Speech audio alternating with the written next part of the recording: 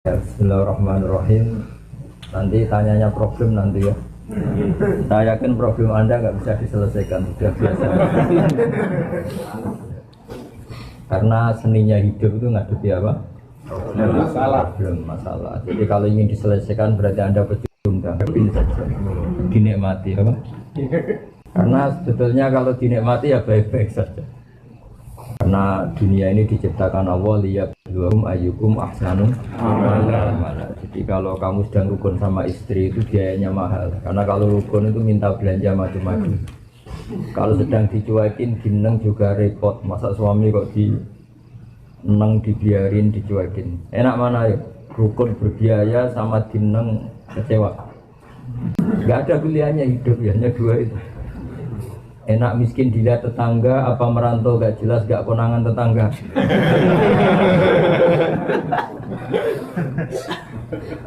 Gak ada pilihan hidup. Sayang katanya Kiai besar aja gak punya pilihan, diatur-atur sama MC macam-macam. Tapi ya ridho saja saya, karena hidup itu gak banyak apa. Gak banyak apa. Ini saya ngaji Yasin saja yang sering saya baca. Jadi saya minta dari ngaji malam ini sampai berpikir secara cerdas berkelanjutan. Di antara yang diceritakan di surat Yasin itu ada ayat wa ma liyala a'budul ladzi, ayo dibaca. Wa ma liyala a'budul ladzi faqarani wa ilaihi turja'un. Jadi bagaimana mungkin saya tidak menyembah Zat yang menciptakan kami, yang mengatur segala kebutuhan kami, yang mengatur semua sistem yang terkait kepada kami. Wa ilaihi turja'un, toh pada akhirnya kita hanya dikembalikan ke Dia, ke Allah Subhanahu wa ta'ala. Misalnya gini, Anda hidup itu butuh apa coba? Yang jomblo butuh nikah ya. Terus istri kamu atau calon istri kamu itu bisa saja sudah mati sekarang. Tapi Allah bisa menciptakan lagi insya Allah ya. Katanya teman saya gitu, kalau ada Joko tua calon istri kamu sudah mati. Nah ini cerita singkatnya gini ya. Ada 3 utusan Nabi Isa, salah satu kampung yang namanya masyhur, namanya kampung apa? Antioquia apa? Antioquia. Intinya kaum ini semuanya nggak iman sama Allah, ateisme. Mirip orang Korea gitu, kira-kira itu ateis. Kemudian ada satu petani yang iman, yang cara berpikir kita ini bagaimana mungkin kita ini tidak menyembah Zat yang menciptakan kami. Kira-kira sang raja yang minta disembah itu pencipta apa enggak? Enggak kan? Fir'aun juga enggak, Yesus juga enggak. Semua selain Allah tidak berstatus pencipta. Kalau sama-sama nyembah ya nyembah yang menciptakan. Makanya kata beliau, kata Habib An-Najjar, wa maliya la a'budul ladzi fatar. Bagaimana mungkin saya tidak menyembah Zat yang mengatur kami, yang menciptakan kami. Hanya satu kelaziman. Kita terima kasih sama orang tua saja kelaziman. Terima kasih sama bos yang menggaji saja kelaziman. Sama teman yang menolong saja kelaziman. Apalagi sama Allah yang menciptakan kita. Tentu kita menyembah Allah adalah satu kelaziman, satu keniscayaan. Maka kata beliau wa maliyah la a'budul ladzi fatar. Bagaimana mungkin saya tidak menyembah Zat yang menciptakan saya? Toh wa ilaihi turja'un, pada akhirnya kita kembali kemana coba? Sama nyari uang kayak gini ke Korea, ada yang jadi presiden, yang jadi macam-macam, pada akhirnya hanya kembali kepada Allah Subhanahu wa ta'ala. Dan ketika kita kembali gampang saja bagi Allah. Zaman sekarang sampai hidup bisa ngatur nyawa Anda enggak? Enggak kan? Kamu ingin hidup apa enggak? Enggak kan? Tahu-tahu hidup. Ingin punya hidung pesek apa Bang? Bang, tahu-tahu. Ingin punya istri solihah yang enggak cerewet enggak? Ingin. Tahu-tahu? Ingin dicintai apa mencintai tapi tidak kesampaian? Enggak, inginnya. Ingin dicintai apa mencintai tidak kesampaian? Dicintai. Tapi tahu-tahu mencintai dan tidak kesampaian. hidup ingin ingin jadi bos apa jadi buruh? Oh, tahu-tahu tidak bos. Ya ada bilang buruh, tahu-tahu tidak bos. Jadi hidup ini tahu-tahu.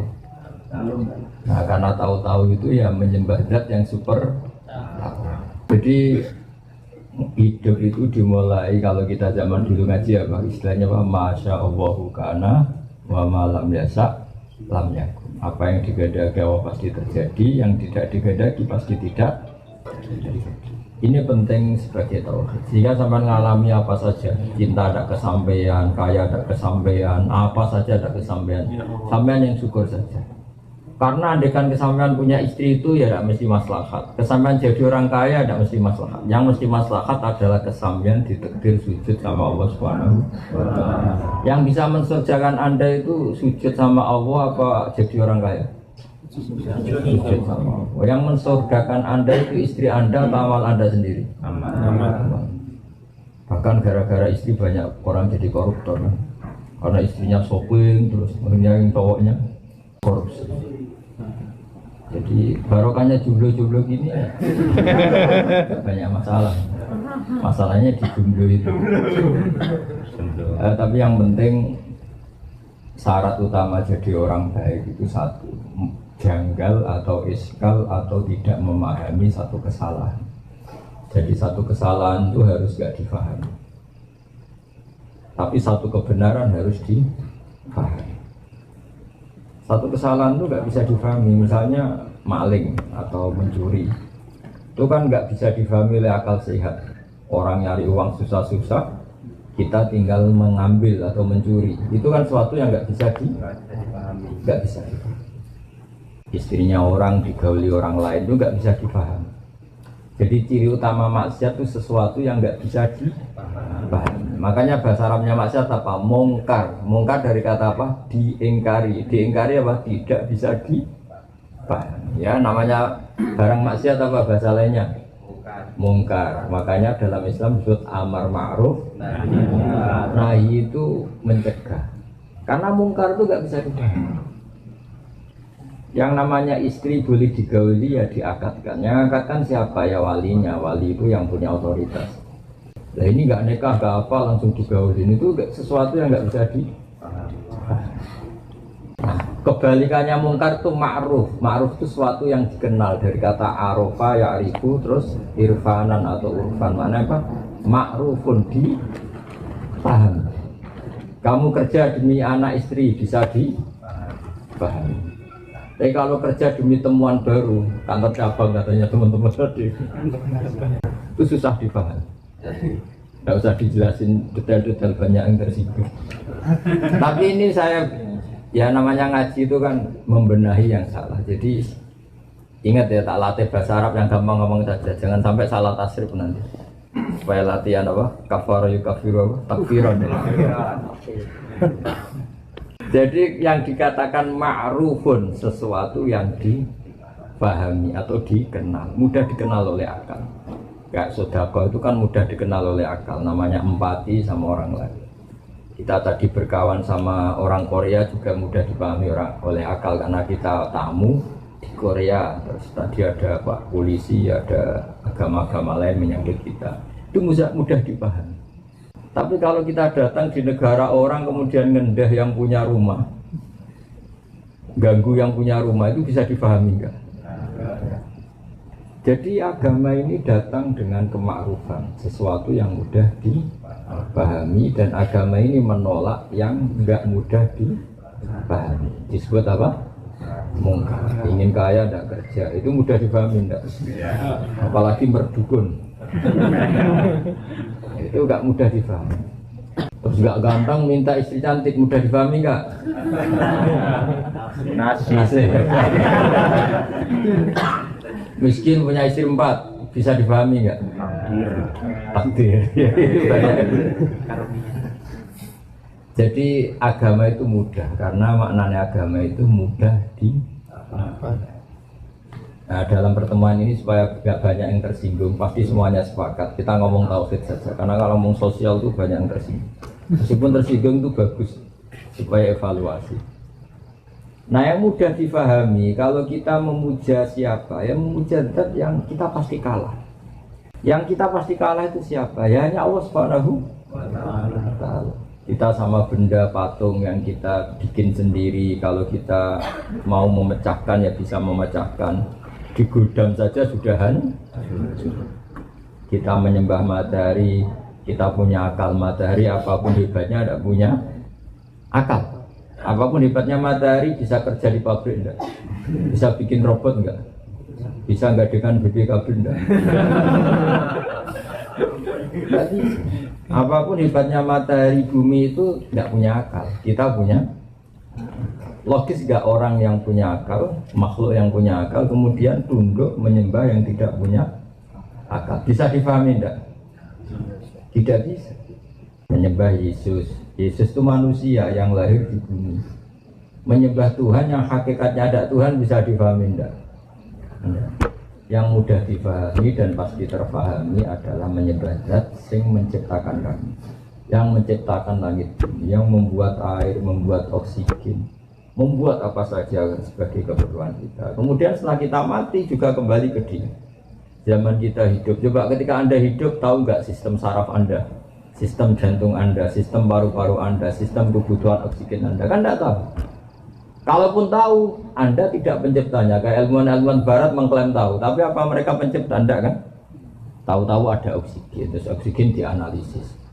Ini mengandung ini, jantung butuh ini, paru-paru butuh ini. Tapi itu semua ciptaan Allah apa ciptaan mereka? Ciptaan. Ketika menyembah zat yang mengatur itu semua, namanya ma'ruf, mudah dipahami. Paham ya? Maka kalau disuruh menyembah selain Allah, itu sesuatu yang nggak bisa dipahami. Maka kata Habib An-Najjar, wa maliya la a'budul ladzi fatarani. Bagaimana mungkin saya tidak menyembah zat yang menciptakan? Artinya tidak mungkin dalam kehidupan kecuali apa? Menyembah zat yang menciptakan kita. Itu yang baru benar, baru ma'ruf, bisa dipahami. Kemudian kita menyembah atau membela sesuatu yang tidak ada, itu yang nggak bisa dipahami. Seperti ateis, pokoknya alam ini nggak ada penciptanya, tahu-tahu ada. Bagaimana mungkin bumi yang segede ini tahu-tahu ada? Yang mengadakan siapa? Ya tidak ada. Tahu-tahu ada. Itu ilmu apa? Ilmu kok tahu-tahu? Seperti sampean tahu-tahu di Korea. Ya mesti ada brokernya dulu, ada punya utang banyak dulu. Kalau nggak punya utang ya, kalau nggak punya utang banyak, ada khayalnya yang banyak. Yang jadi orang terkaya di kampung. Kalau merantau di kampung kan dibully tetangga-tangga. Gayanya gitu kok jualan sate. Tapi kalau sudah di perantauan kan nggak ada yang bully. Itu doanya pertama ya Allah jangan ada tetangga sekesini sudah kaya kan. Itu doa orang pecundang kan mesti seperti itu. Tapi ya nggak apa-apa, Allah yang nerima doa itu. Tapi tidak harus mengabulkan ya. Didengar saja tapi tidak harus. Saya ulang lagi ya. Kemudian ada teori misalnya ateisme, orang yang nggak mengakui eksistensi Tuhan. Tuhan itu apa? Kalau nggak punya uang ya mati, nggak makan ya mati. Mereka nggak mikir, memangnya kalau punya uang nggak mati? Yang punya uang mati nggak? Mati. Lalu mati dan hidup itu karena uang apa karena Allah? Karena Allah. Yang menentukan hidup kita ya Allah, yang mematikan juga. Kalau begitu nyembahnya ke Allah apa ke siapa? Allah. Hanya wa ilaihi dan hanya kepada Allah kita semua dikembalikan. Jadi Anda mengelatih tauhid, syaratnya tauhid itu harus ma'ruf, ma'ruf itu dikenal. Sehingga kalau zaman sampean ngaji dulu di kiai-kiai, pertama kewajiban seorang manusia apa? Ma'rifatullah, mengenali. Mengenali Allah itu gampang sekali, karena Allah itu az-zahir, mudah difahami. Kenapa mudah? Karena tadi kalau ada ciptaan, misalnya ada mobil Hyundai, pasti ada pencipta. Masa tahu-tahu ada sistem teknologi yang bernama Hyundai. Kalau ditanya ini dari mana? Tidak tahu. Tahu-tahu ada. Yang menciptakan apa? Ketiadaan. Malah barang. Bumi yang menciptakan apa? Ketiadaan. Ketiadaan itu apa? Sesuatu yang nggak ada. Fungsinya apa? Yang nggak ada itu bisa mengadakan. Wong nggak ada kok mengadakan, ini kan saraf berat, gendeng berat.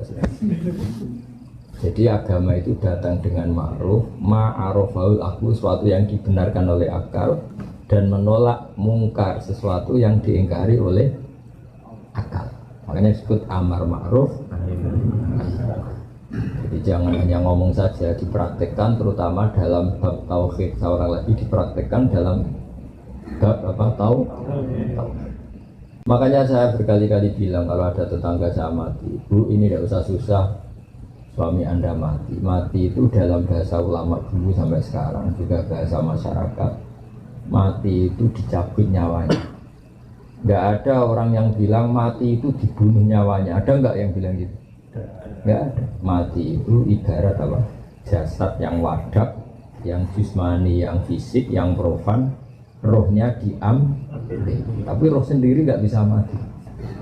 Sehingga kalau sampai nanti rohnya diambil, tapi insya Allah tidak sekarang, saya juga nggak ingin sekarang. Ya aja. Setelah kaya apa? Setelah mapan? Apa setelah lunas utangnya? Milih. Apa setelah punya kantor cabang 4 tadi jawab? Nunggu apa? Setelah menikah. Masa setelah nikah langsung mati ya?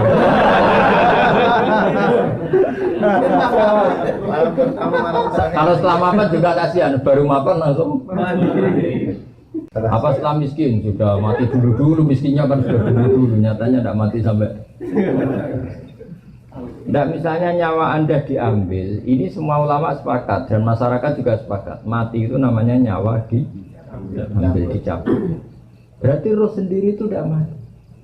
Kemudian diambil ke alam baka. Yang kalau difilmkan katanya ada gentayangan, ada yang tidak, macam-macam lah versi itu. Yang jelas kita berkeyakinan roh itu kemudian menikmati doa yang kita kirimkan. Jadi mbah-mbah kamu kalau sampai doakan dari Korea itu tetap sampai. Jangan sampai protes, malaikat Korea masa tahu bos.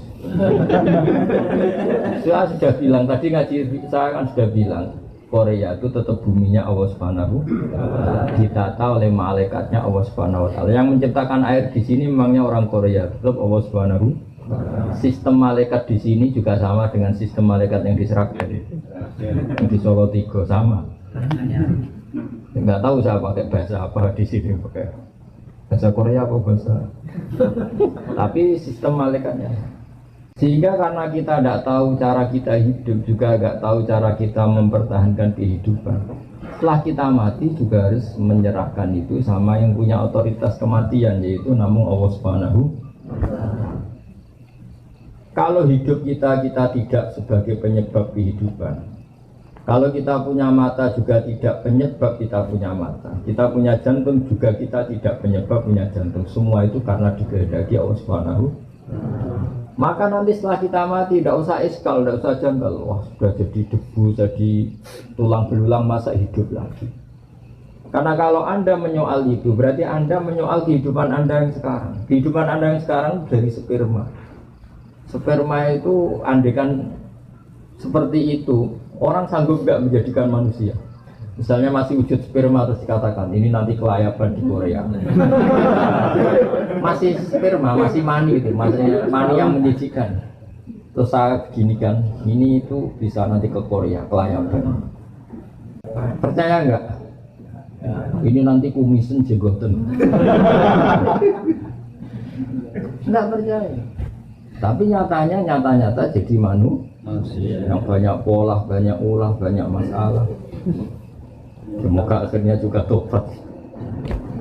Sama. Andai kan biji asem, kalau orang Jawa bilang tungsu, kalau orang Salatiga bilang apa? Kalau orang Cirebon apa yang beda daerah, yang biji asem itu? Kelingsi. Apa? Kelingsi ya tuh. Kalau orang daerah saya kelingsi. Itu kata ulama-ulama kalau mencontohkan itu. Andai kan belum pernah terjadi. Ini saya melatih tauhid ya, karena Anda di negara yang harus berpegangan sama tauhid.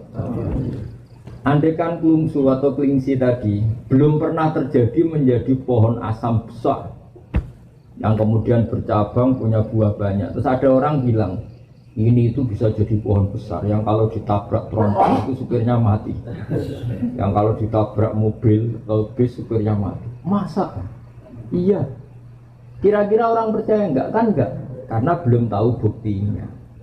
Setelah sama Allah diciptakan jadi asem kecil, kemudian pohon besar, orang baru bilang, oh iya, ternyata iya. Pertanyaannya begini, ketika ternyata iya jadi pohon besar, manusia ikut memberi kontribusi enggak? Enggak kan? Ditanam di buminya Allah, dirawat oleh kekuasaan. Tapi manusia bilang, wah, pohon kelungsu tadi, biji kelungsu jadi pohon asam besar itu mungkin. Mengatakan mungkin karena apa? Menyaksikan ternyata itu terjadi. Sama, harusnya kita mengatakan manusia sekarang yang jadi kelayaban ke Korea itu diciptakan dari mani. Ketika manusia bilang mungkin itu karena melihat nyatanya terjadi, apa karena bisa menciptakan? Karena nyatanya terjadi. Manusia tidak ikut menciptakan. Jadi zaman kita jadi manusia yang banyak masalah seperti ini, jadi orang broken macam-macam, banyak orang ngayal macam-macam. Itu zaman dari mani menjadi manusia ikut menciptakan enggak? Enggak, tapi mengatakan mungkin karena terjadi. Artinya ada terjadi kekuatan besar yang menjadikan mani jadi manusia. Tapi setelah manusia ini jadi tulang belulang, orang-orang kafir mengatakan enggak mungkin dibangkitkan lagi. Karena itu sulit, bagaimana caranya? Di zaman kamu jadi manusia juga enggak tahu caranya. Kok kamu percaya? Zaman kita jadi manusia kan nggak tahu caranya. Kok nyatanya jadi manusia. Maka setelah jadi tulang belulang pun mungkin jadi orang lagi. Soal kita tidak tahu caranya, mulai dulu kita juga nggak tahu caranya. Kenapa bumi ada, kenapa manusia ada. Maka serahkan sama yang punya cara itu, yaitu Allah Subhanahu wa Ta'ala. Makanya ada ayat apa? Ayo, ini tentang Yasin semua aja. Ayo dibaca bareng-bareng. Awalam yarol insanu anna khalaqnahu min nutfatin fa idza huwa khasimun mubin. Teruskan wa daraba lana matalan wa nasiya khalqa qala ma yuhyihi wa yumiitu qul yuhyihi alladhi ansha'aha awwala marrah wa huwa bikulli khalqin alim. Jadi singkat cerita gini, Wa'il bin As itu orang kafir, ngambil tulang belulang yang sudah membiru. Sudah apa? Membiru. Yang kata Rasulullah nanti semua manusia dibangkit. Terus tulang yang sudah membiru itu diremes-remes gini. Diremes-remes gini terus disaurkan ke wajahnya Nabi. Apa seperti ini Muhammad nanti bisa jadi manusia lagi, bisa bangkit lagi, padahal sudah jadi tulang belulang yang ketika saya remas saja jadi hancur kayak debu. Terus Allah bilang, awalam yarol insan, bagaimana mungkin manusia yang dulu saya ciptakan dari mani kemudian sekarang jadi ahli debat yang nggak mutu, yaitu kayak tadi siapa tadi yang bilang Asbin Wais. Terus kata Allah mengingatkan, awalam yarol insanu anna khalaqna. Terus terusannya apa? Qul yuhyihal ladzi ansha'aha awwala marrah. Manusia kok tidak ingat ketika jadi mani itu, kira-kira orang kafir seluruh dunia dan belum pernah terjadi kalau mani jadi manusia. Tahun lagi, andai kan belum pernah mani itu jadi manusia. Kemudian saya bilang, mani ini loh nanti bisa jadi manusia yang bisa ke Korea kemana. Orang percaya enggak? Tidak. Tapi kenapa percaya? Karena nyatanya terjadi. Dan ketika terjadi, manusia memberi kontribusi apa enggak? Enggak kan? Murni takdirnya Allah. Nah, karena Allah bisa membuktikan mani jadi manusia, maka Allah pula yang akan mampu dan pasti mampu mengembalikan tanah yang sudah tadi dari tulang belulang manusia menjadi manusia. Ketika misalnya kumis dicukur tumbuh lagi, jenggot dicukur. Manusia mengatakan mungkin karena apa? Karena terjadi. Tapi apa ikut menciptakan? Tidak. Misalnya orang yang ganteng-ganteng nggak mau jenggot tetap saja kalau cowok. Jadi ini menunjukkan bahwa manusia itu sebenarnya di dunia itu hanya disuruh ikrar, disuruh ngakui, disuruh bersaksi. Makanya ada kalimat asyhadu alla ilaha illallah. Bisanya kita hanya bersaksi, saya bersaksi. Karena kita tidak bisa menciptakan, bisanya hanya saya bersaksi. Paham ya? Makanya dilatih apa tadi? Qul yuhyihal ladzi anasyaha awalamara. Jadi kalau sampean ingin iman secara benar gimana? Bayangkan pertama kali manusia diciptakan. Jangan dari bumi masa jadi manusia lagi, kan tulang-tulang sudah jadi bumi. Memangnya Nabi Adam diciptakan dari apa coba? Dari bumi. Itu Allah mampu. Dan uniknya lagi, saya sering kalau ngaji di Jogja, Nabi Adam itu makhluk paling komplit. Coba, kalau ada orang nggak percaya hari kebangkitan, itu saking gobloknya orang. Menurut saya hari kebangkitan itu masih seru manusia yang sekarang, yang kayak sampean-sampean itu. Loh kok enggak gimana? Hari kebangkitan kan materinya sudah ada, saya ulang lagi materinya. Seperti gen sampean kan sudah ada, DNA sampean ada DNA Sragen, Tuban, Boyolali, Mataram, macam-macam.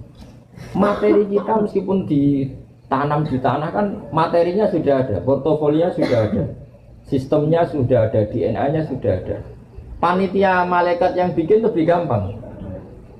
Tapi zaman Allah menciptakan Nabi Adam, semua gen anak turun Nabi Adam itu ada di dia sampai hari kiamat. Allah harus bikin sistem di tubuh Nabi Adam. Sistem apa? Cadangan atau mani atau apalah istilahnya. Yang nanti itu cukup sampai kiamat. Coba susahnya kayak apa? Artinya di Nabi Adam kan diciptakan satu sistem di punggungnya. Kemudian sistem itu dipersiapkan untuk sampai kiamat. Lebih sulit ya. Nabi Adam satu orang. Dia kawin, kemudian jadi Qabil, Habil, Iklimah, Labidah, kawin lagi itu sampai jadi orang kayak sampean. Itu dulu dari master yang bernama siapa? Ya. Coba nitipkan tubuh sampean tok, ini harus dibikin keriting, pesek, punya jantung. Dititipkan di satu zigot atau di satu sel yang kecil sekali. Padahal sel yang kecil sekali ini nanti jadi manusia yang polanya seperti ini.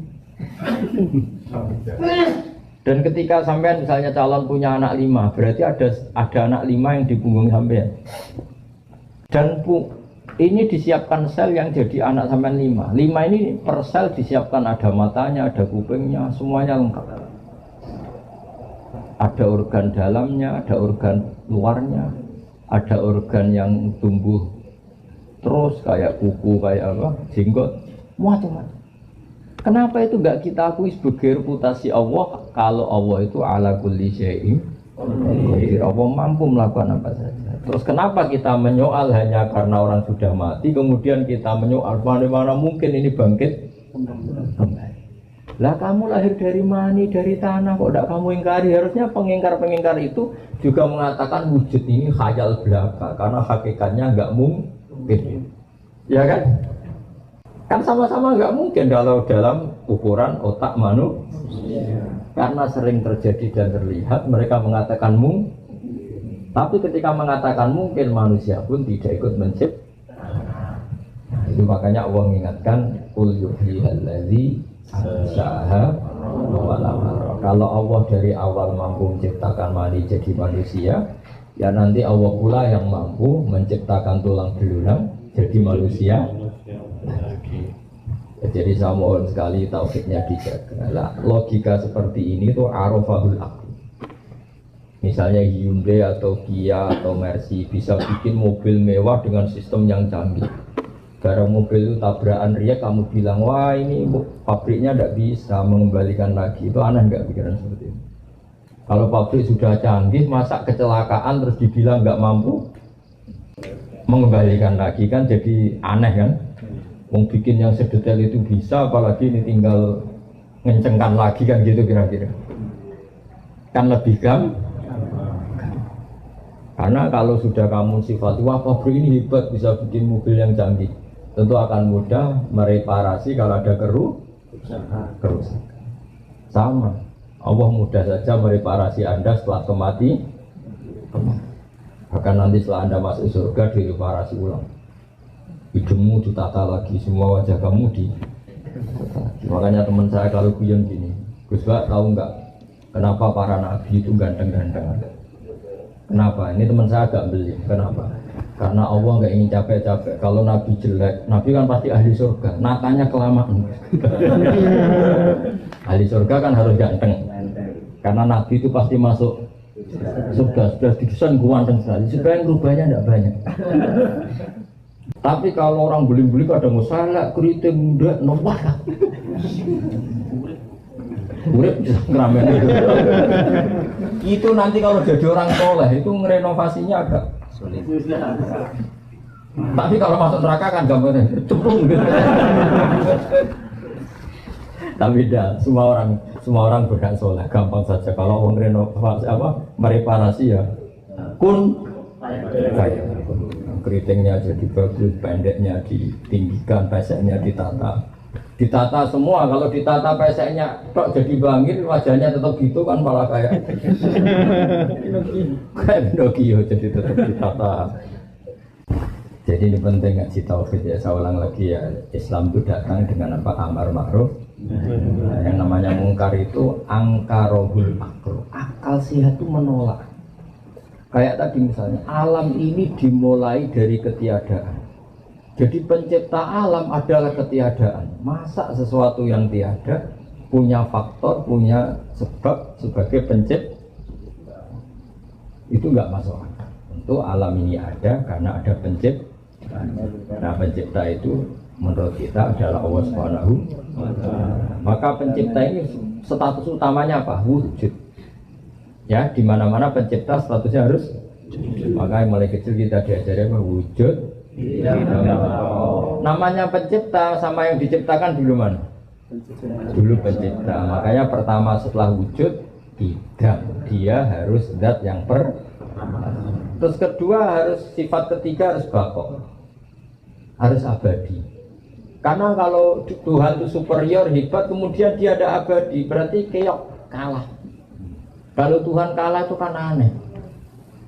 Masa pencipta mobil kalah sama mobilnya, terus dikejar-kejar mobilnya, lebih pintar timbang yang mencipta. Ini kan jadi aneh. Tetap penciptanya yang bisa mengatur mobil ini, dimatikan, dirongsokkan, dibuang, terserah yang mencipta. Mobilnya tetap objek, penciptanya tetap subjek. Allah selamanya subjek yang mengatur kita semua, yang menghancurkan kita, yang menata kita. Allah tidak akan menjadi objek makhluknya. Allah tidak akan menjadi objek makhluk. Allah selalu jadi subjek makhluknya. Makanya disebut Al-Khaliqul Mukhtar. Allah pencipta yang bisa melakukan apa saja sesuai yang diinginkan. Ya, istilahnya yaf'alu ma yasha. Yaf'alu ma yasha. Dari wujud, hidam. Terus keempat, Allah itu beda dengan makhluk. Kalau makhluknya makan cari uang, Allah tidak perlu makan, tidak perlu cari uang. Dan Allah tidak butuh makan, tidak butuh tidur. La ta'khudhuhu sinatu. Karena kalau Allah tidur, kalau kamu mau nakal, misalnya mau selingkuh, nunggu tidurnya Allah dulu. Kacau. Jangan sekarang, Allah masih bangun. Kacau nggak punya Tuhan gitu. Kacau. Maka sifatnya Allah la ta'khudhuhu sinatu. Allah tidak pernah kantuk, juga nggak pernah karena Allah itu mukhalafatul. Terus sifat berikutnya apa? Allah itu berdiri dengan dirinya sendiri tanpa butuh yang lain. Allah tidak butuh. Kalau sampai ingin kuat kan harus makan. Kalau ingin fresh harus punya uang. Banyak kebutuhan Anda ini.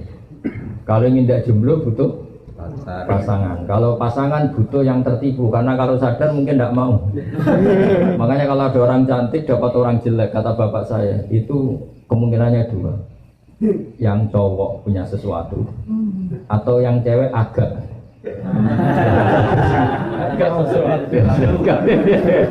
ada sesuatu. Rada-rada. Tapi Allah itu tidak butuh itu semua, karena Allah harus qiyamuhu. Terus sifat berikutnya apa? Wahdaniya itu Allah sendiri, nggak tersaingi dalam apapun, nggak tersaingi.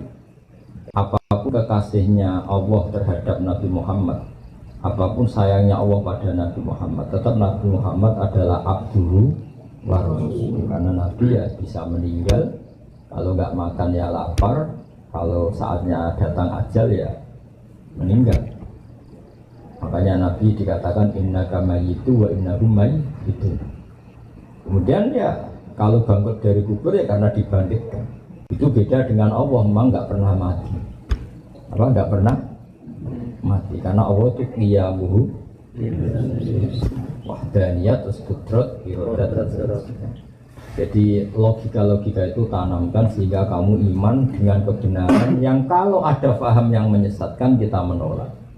Itu disebut wa maliya la a'budul ladzi fatarani wa ilaihi turja'un. Bagaimana mungkin dalam hidup ini kita tidak menyembah zat yang mengatur kami, toh pada akhirnya kita hanya kembali kepada Tuhan. Jadi kita menyembah Allah karena mengatur kami, dan pada akhirnya kita hanya kembali ke Allah Subhanahu wa Ta'ala. Tidak kembali ke akal kita, tidak kembali ke pikiran kita, tapi hanya kembali kepada Allah Subhanahu wa Ta'ala. Seperti sampean misalnya bayangkan jadi orang kaya terus bahagia. Apa faktanya nanti pasti demikian? Tidak mesti. Kadang setelah jadi orang kaya malah nyesal. Kayak gini, banyak ini ceritanya. Ada suami memanjakan istrinya, minta apa saja dituruti, minta mau rumah mewah dituruti. Kulkasnya harus mewah, mobilnya harus mewah. Lama-lama istrinya mikir, rumah mewah, mobil mewah, yang enggak mewah suami saya. Lama-lama kepikiran ganti suami. Karena enggak, istrinya yang ingin ganti, karena tadi minta rumah mewah diturutin. Kalau rumah mewah pantasnya apa? Kulkasnya mewah, mobilnya mewah, karpetnya mewah. Tapi suaminya tuh pesek pendek. Lama-lama yang perlu dipikirkan yang kurang mewah satu. Kalau kamu ngalamin gitu atau kobalah minna. Kita tidak pernah tahu.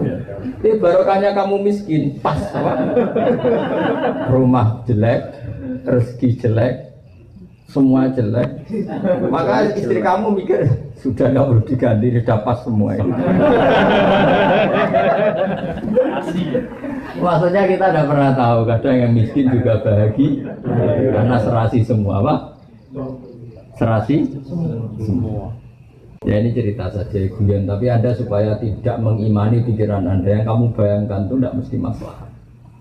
Makanya kalau di kitab tasawuf itu ada guyonan, di kitab hikam pernah dengar tuh namanya kitab hikam, itu kitab tasawufnya ahli sunnah apa? Ada seorang wali itu tukang manol, hamal itu tukang manol. Jadi dia itu wali betul, tidak kayak sampean. Sampean ini baru jadi wali ini, sudah kerja jauh-jauh kok jadi wali. Dia itu tukang manol, hamal. Karena dia wali, setelah dapat itu tukang manol, ngangkatin barang dari pasar ke kendaraan. Karena dia wali itu, ya Allah, saya ini hanya butuh makan satu piring. Yang penting saya dapat makan satu piring terus pulang mau ibadah. Tiap hari gitu. Kalau dapat opan, kalau uang sekarang, kalau satu piring di sini berapa won? Punya satu makan satu hari 10.000 won. Kalau di Indonesia berapa? Pak lah makan sehari kalau di Indonesia 50. Kalau makan apa saja kamu di sini kok mahal? Kalau uang di sini berapa? 10.000. 10.000 sama dengan 100.000. Ya jangan, berarti contohnya di sini jangan. Ya kalau di Indonesia makan 50.000 sudah. Berapanya? Odeng. Kalau di Gunung Kidul sudah dapat belalang banyak.